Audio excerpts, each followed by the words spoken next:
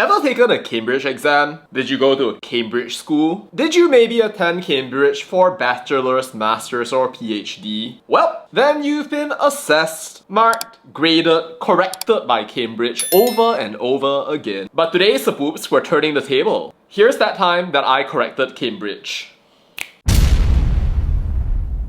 Sapoops, you probably remember my past and Singapore vid. I meant every word and I worded every meant, and I have no idea what that means. What I do know though is that blank celebrating Lee Kuan Yew page was not normal. The context there is that I was quoting a speech made by Bilahari Kausikan at LKY's old college Fitzwilliam, so I figured to get some resources on LKY from the school itself, only to realize that the page was indexed, but there was nothing there. So I'm like, okay, is that normal? Is it because I'm using Apple? Are they discriminating against me because I'm from Malaysia? So I tried it on a couple of platforms, like both my laptop and also my phone, and I realized that it's not working either. Before eventually I went over to greatgranddaddyarchive.org, and there I see that it's only been indexed one time, back in January 2025, and even then, it was blank. So yeah, for a while I was like, huh?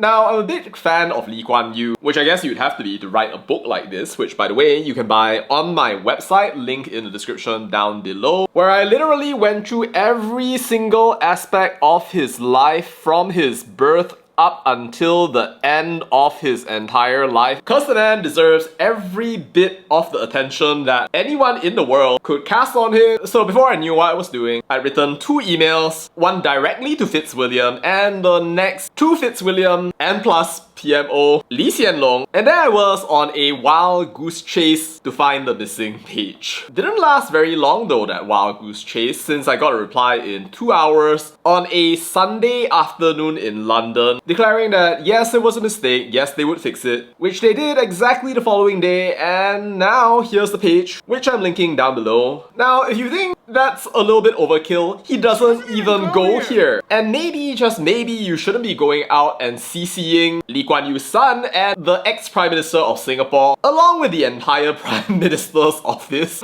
You know what? Fair. Maybe it was a bit overkill, and my apologies to Fitzwilliam if you guys started freaking out about that, and to be fair, if I were in your position, I would have done exactly the same thing as well. Although that's kind of why I did it in the first place.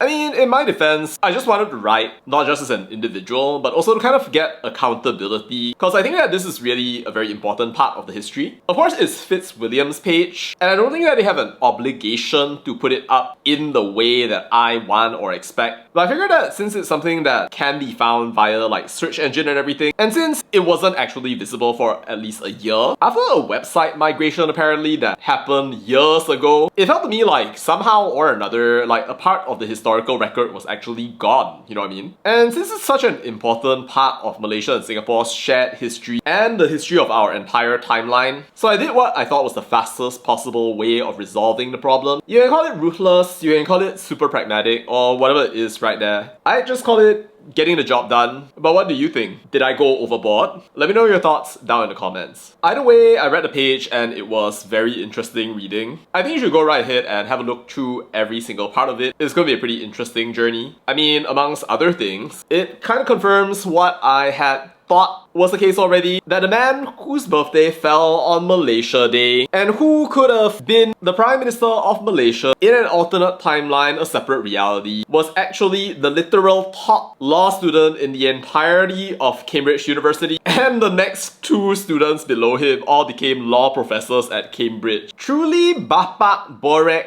Anak Berintik, as Mahathir might have said, given that his son Hsien Loong later became the senior wrangler and the top undergraduate in math in the entirety of Cambridge University. Don't know if there's a page for Tunku Abdul Rahman, who by the way also studied law at Cambridge, though only one of them was the top student in the entirety of Cambridge, and in this case, it wasn't Tunku Abdul Rahman. Anyway, that's the story of how your Sapoop corrected Cambridge. Go right ahead and read it if you care about the legacy of LKY. You're a Cambridge student, Malaysian, Singaporean, or anyone out there in the world who's interested in this little piece of the historical record. If you know a Sapoop out there who's interested in the history of Singapore, Malaysia, LKY as a student, or you know members of the Cambridge community, past, present, and future, share this video. Share this video now. Alright, and that's all to say about that. and bye.